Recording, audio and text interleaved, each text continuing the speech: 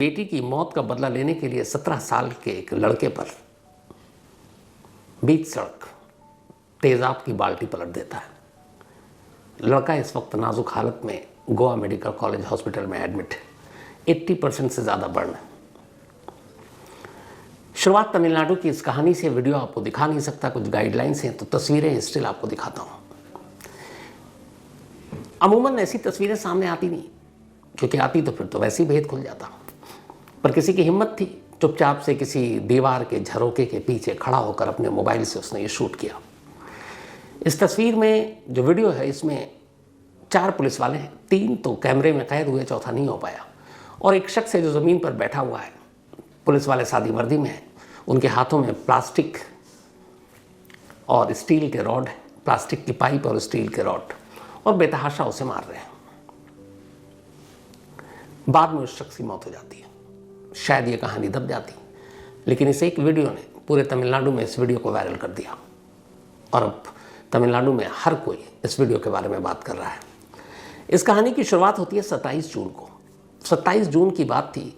तमिलनाडु में एक बहुत ही मशहूर मंदिर है, मदापुरम कलियम्मन मंदिर। इसी मंदिर में एक माँ बेटी दर्शन के लिए जाते हैं। जो माँ थी, उनकी उम्र करीब 70 साल थी, बुजुर्ग थी, ठीक से चल नहीं पाती थी, तो अपनी बेटी के साथ गई थी। माँ का नाम था शिवगामी और बेटी का नाम निकिता। दोनों मंदिर के बाहर पहुँचते हैं। वहाँ पार्किंग में अपनी उनको गाड़ी लगानी थी, कार जगह मिल नहीं रही थी। इत्तेफाक से इसी मंदिर की सिक्योरिटी में एक गार्ड था जिसका नाम अजीत, उम्र 27 साल। माँ बेटी गुजारिश करती हैं अजीत से कि उन्हें दर्शन के लिए जाना है, वो चल ठीक से पा नहीं रही हैं, तो क्या तुम हमारी कार को पार्क कर दोगे। अजीत उनकी मदद करता है, कार पार्क कर देता है, वो चाबी देकर चली जाती हैं। दर्शन करने के बाद दोनों लौटती हैं, कार के अंदर बैठती हैं, तो देखती हैं कि कार में एक बैग था, बैग का जिप खुला हुआ है और उसके अंदर करीब 80 ग्राम गोल्ड, सोने के जेवर थे, वो गायब है। वो पूछती हैं, अजीत कहता है मैंने तो सिर्फ गाड़ी पार्क की है। माँ बेटी पुलिस को इन्फॉर्म कर देती हैं। अब पुलिस की टीम वहाँ पहुँच जाती है। जब पुलिस की टीम वहाँ पहुँचती है, अजीत को के खिलाफ ही माँ बेटी ने बयान दिया। पुलिस अजीत को ले जाती है, उसके भाई नवीन को ले जाती है, पूछताछ करती है, और फिर 27 जून फ्राइडे की शाम को ही उसे छोड़ देती है। अब अजीत वापस लौट आता है। तब भी उसे पुलिस वालों ने मारा पीटा, लेकिन उसने कहा मैं बेकसूर हूँ। अब 28 जून की तारीख आ गई। माँ बेटी फिर पुलिस के पास पहुँची। पुलिस ने इस बार फिर से अजीत और उसके भाई को उठाया और उसकी खूब पिटाई की। पिटाई करने के बाद अब पुलिस ने नवीन को तो छोड़ दिया और नवीन के सामने ही अजीत की पिटाई की थी, लेकिन अजीत को कस्टडी में रखा। इसके बाद उसी दिन 28 जून को पुलिस वाले अजीत को अपने साथ असिस्टेंट कमिश्नर ऑफ पुलिस का दफ्तर है, उसके एक पीछे गौशाला है, उस गौशाला में ले जाते हैं। ये जो वीडियो है ये उसी गौशाला की है। वहाँ ले जाने के बाद अब 4 पुलिस वाले लेकर गए। उन्होंने स्टील के रॉड, लोहे के पाइप से अजीत को पीटना शुरू किया, और पीटते पीटते हालत ये हुई कि वो वहीं बेहोश होकर गिर गया। पुलिस वाले घबराए, उसे पास में उठाकर एक थिरुपुवनम अस्पताल है, वहाँ ले गए। अस्पताल वालों ने देखा, उन्होंने कहा कि भाई इसकी हालत तो बहुत गंभीर है, तो यहाँ इलाज हो नहीं सकता। पुलिस वाले और घबराए और उसे फिर लेकर भागे शिवगंगई सरकारी अस्पताल। वहाँ ले जाने के बाद उसका इलाज शुरू हुआ, लेकिन वहीं उसी अस्पताल में अजीत की मौत हो गई। अब अजीत की मौत हो गई, उसके बाद भी ये मामला शांत था। इत्तेफाक से अजीत की मौत के बाद ये वीडियो जो किसी ने उस गौशाला में बड़ी खामोशी से अपने मोबाइल के कैमरे में रिकॉर्ड कर लिया था, ये पब्लिक डोमेन में आ गई, सोशल मीडिया पर आ गई। अब जैसे ही ये वीडियो आई, तमिलनाडु में हंगामा मच गया। इसके बाद अब पुलिस को सफाई देना पड़ा। पुलिस ने एफआईआर दर्ज की। कमाल देखिए तमिलनाडु पुलिस की। एफआईआर में पुलिस ने कहानी ये लिखी कि माँ बेटी की शिकायत पर 80 ग्राम सोने के उस जेवर को तलाश करने के लिए उन्होंने अजीत को उठाया था, उससे पूछताछ की। अजीत ने अपना जुर्म कबूल कर लिया। फिर उसने कहा कि उसने गौशाला में उस जेवर को छुपा कर रखा गया। इसलिए 4 पुलिस वाले इंस्पेक्टर और डीएसपी के कहने पर अजीत को उस गौशाला में ले गए ताकि उस जेवर की रिकवरी करा सकें। लेकिन वहाँ अचानक पुलिस कस्टडी से वो भागने लगा।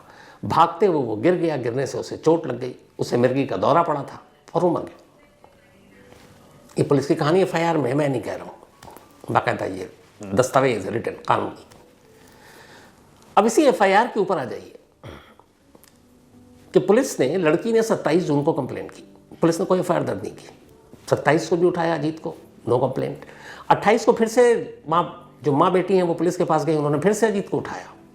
अजीत के भाई के सामने अजीत को पीटा, फिर उसे छोड़ दिया, लेकिन अजीत को पकड़े रहे और बिना एफआईआर दर्ज किए 24 घंटे से ज़्यादा हो चुका है। अब उसके बाद उसको फिर से उस गौशाला में ले जाते हैं और कहते हैं कि यहीं उसने जेवर छुपाया और मिर्गी का दौरा पड़ा और उसकी मौत हो गई। सवाल ये है कि अगर उसने गौशाला में जेवर छुपाया तो क्या वो बरामद हो? बिल्कुल नहीं। सवाल ये भी है कि कंप्लेंट पे आप किसी को उठाते हैं तो एफआईआर तो दर्ज करेंगे ना, 24 घंटे के अंदर अंदर आपको कोर्ट में भी पेश करना होगा, वरना वो इलीगल कस्टडी है। पर आपने वो भी नहीं किया। और अगर ये कैमरे में शूट ना होता तो ये पिटाई विटाई की बात तो कभी सामने आती ही नहीं। पुलिस की कहानी यही होती कि वो भाग रहा था, दौरा पड़ा, गिर गया, चोट लगी, मर गया। लेकिन ये वीडियो इस बात का सबूत है कि कैसे पुलिस कस्टडी के अंदर एक शख्स का खुद पुलिस वाले कत्ल कर रहे हैं। ये लाइव मर्डर है कैमरे पर। और ये कोई चौंकाने वाली बात नहीं है। तमिलनाडु में पिछले 4 सालों में ये 31वीं पुलिस कस्टडी में हुई मौत है।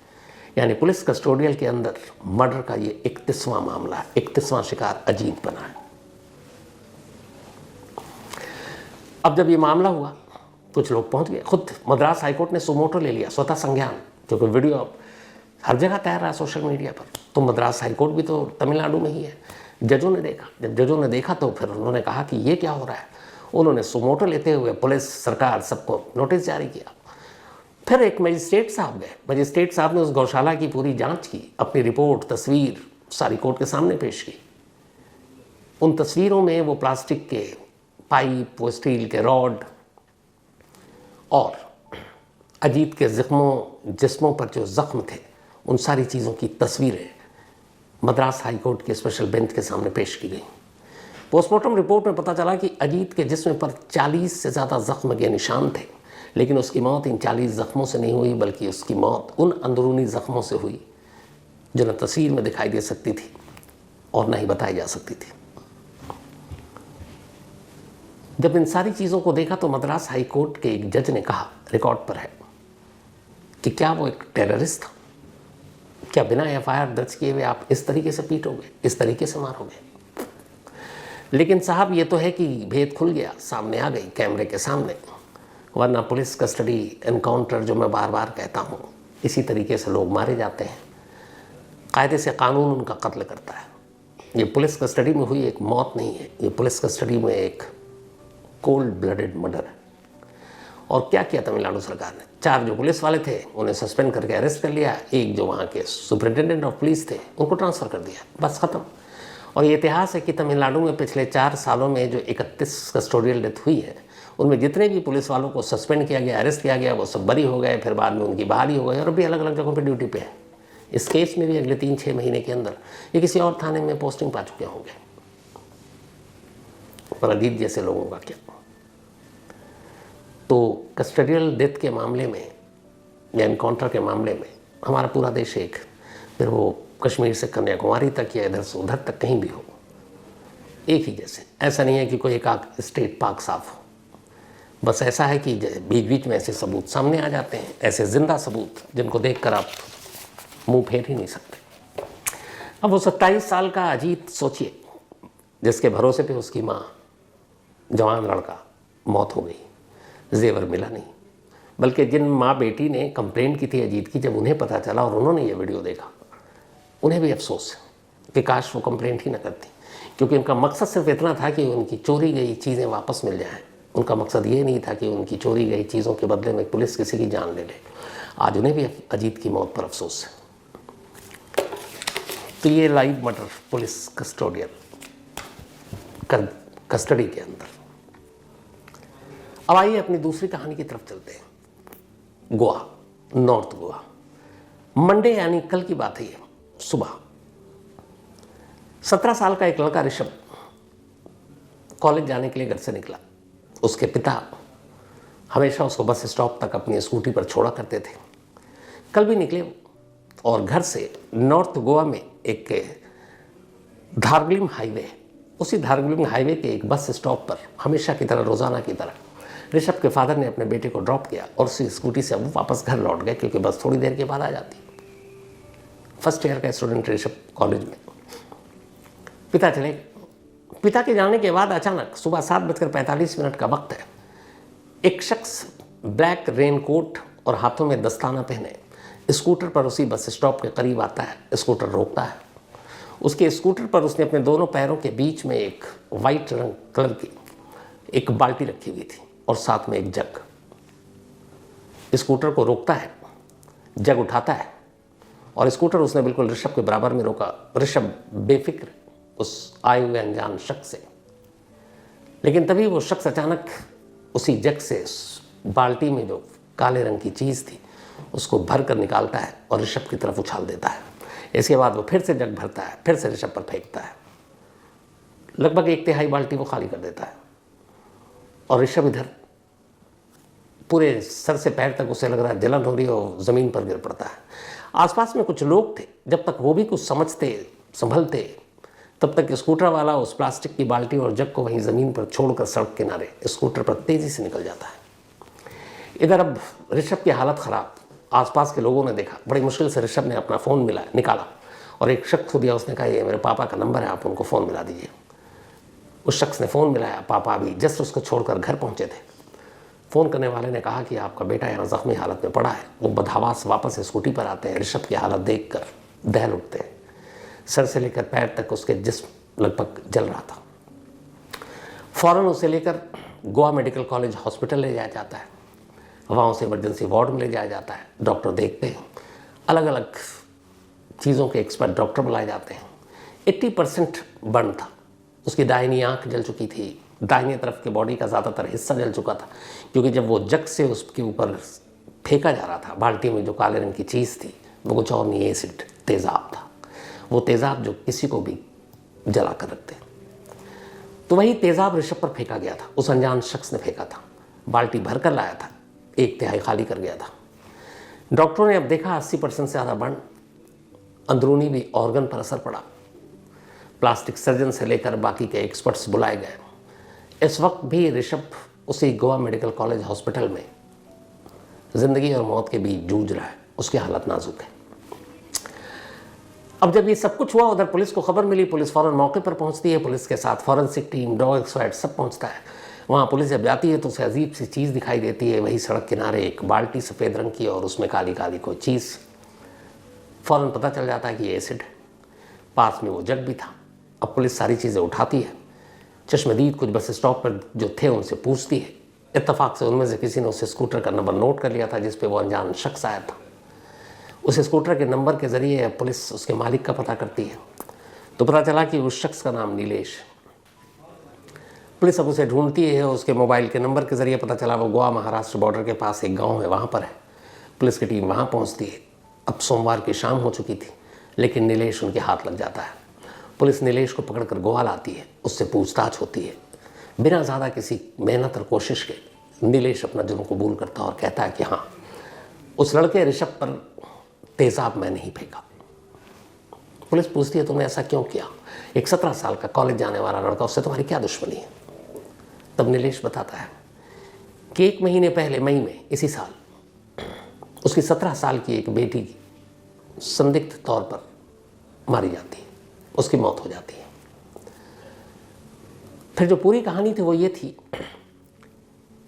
कि असल में नीलेश महाराष्ट्र के रहने वाले थे। महाराष्ट्र और गोवा बॉर्डर के पास एक गांव है, वहीं पर बेटी को गोवा में अच्छे स्कूल में पढ़ाना था।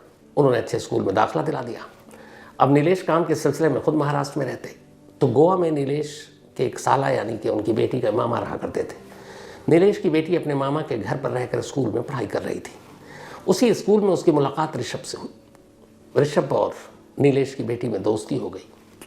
धीरे धीरे वक्त बीता, 12वीं का एग्ज़ाम दिया। अब दोनों के रास्ते अलग हो गए। ऋषभ ने गोवा में एक कॉलेज में दाखिला ले लिया, लेकिन नीलेश की बेटी अब किसी और जगह थी। इसी बीच में अब दोनों का मिलना मिलाना भी कम हो गया। मई के महीने में एक रोज़ नीलेश की बेटी ऋषभ के घर पहुंच जाती है और वहाँ आकर कहती है कि हम दोनों में दोस्ती है, प्यार है, तुम हमसे दूर होते जा रहे हो। तब तक ऋषभ के पेरेंट्स आ जाते हैं। वो उन्हें समझाते हैं और फिर उससे कहते हैं कि देखो अब तुम ऋषभ को भूल जाओ और दोबारा इधर मत आना। इसके बाद नीलेश की बेटी घर लौट आती है, सदमे में चली जाती है, नींद की गोली खा लेती है। नींद की गोली खाने के बाद उसे उल्टियाँ आती हैं। उसे अस्पताल ले जाया जाता है, लेकिन डॉक्टर तमाम कोशिश के बावजूद उसे बचा नहीं पाते और मई में ही नीलेश की बेटी की मौत हो जाती है। बेटी की मौत से पहले नीलेश को ये पता चल चुका था कि उस दिन जिस दिन इसने नींद की गोली खाई थी वो कहाँ गई थी, और उसे ऋषभ और उसकी दोस्ती के बारे में भी पता था। बेटी की मौत का सदमा नीलेश बर्दाश्त नहीं कर पाया। उसे लगा कहीं ना कहीं उसकी बेटी की मौत के लिए ऋषभ जिम्मेदार है, और बस उसी दिन से उसने तय किया कि वो अपनी बेटी की मौत का बदला लेगा। तरीका सोचता रहा और आखिरकार उसने एसिड के ज़रिए ऋषभ पर हमला करने का फैसला किया। फिर उसने बाज़ार से तेज़ाब खरीदा, बाल्टी में भरा, रेकी की। उसे पता था कि ऋषभ कॉलेज कितने बजे जाता है, बस स्टॉप पर कब पहुंचता है, वापस कब आता है। सुबह चूँकि वक्त भीड़ कम होती है, लोग कम होते हैं, इसलिए उसने सुबह का वक्त चुना। और मंडे, सैटरडे, संडे के बाद कॉलेज खुला और वो दूर था। उसने देखा जैसे ही ऋषभ को उसके फादर ड्रॉप करके चले गए, वो करीब गया। रेनकोट पहने हुआ था, चेहरा छुपा हुआ था, हाथ में दस्ताने थे ताकि तेज़ाब से हाथ उसका न जले, और उसने जग से भर भर कर नीलेश पर तेज़ाब फेंका और वहाँ से निकल गया। गोवा पुलिस के मुताबिक गिरफ्तारी के बाद जब उसने सारी कहानी सुनाई, नीलेश के चेहरे पर कोई भी पछतावे का भाव नहीं था। उधर गोवा मेडिकल कॉलेज में ऋषभ का भी इलाज चल रहा है। हालत सीरियस है, डॉक्टर उसे बचाने की कोशिश कर रहे हैं। अब इस कहानी का सबसे बेचैन करने वाला पहलू यह है कि एक तरफ एक लड़की है जिसकी 17 साल की वो भी थी, उसकी मौत हो गई। एक तरफ एक लड़का है जो उस लड़की का दोस्त था। अब इन दोनों की दोस्ती के बीच में बहुत सारी चीज़ें थी। लड़की को लगा कि जिससे उसकी दोस्ती है वो उससे दूर हो रहा है। वो उसके घर जाती है, फिर लौटती है, फिर सदमे में जाती है, फिर जो भी कदम उठाती है। उसके बाद उसकी मौत हो जाती है। अब लड़की के बाप को ये लगता है कि उसकी बेटी की मौत के लिए वो लड़का जिम्मेदार है, और फिर वो ये तेज़ाब से हमला करता है। इसे कहाँ से हम जस्टिफाई कर पाएंगे? हम कैसे कह पाएंगे कि एक बेटी की मौत का एक बाप ने ऐसा बदला लिया तो अच्छा किया? बिल्कुल नहीं, क्योंकि कानून की नज़र में ये एक जुर्म है, किसी की भी जान लेना, उसको नुकसान पहुंचाना।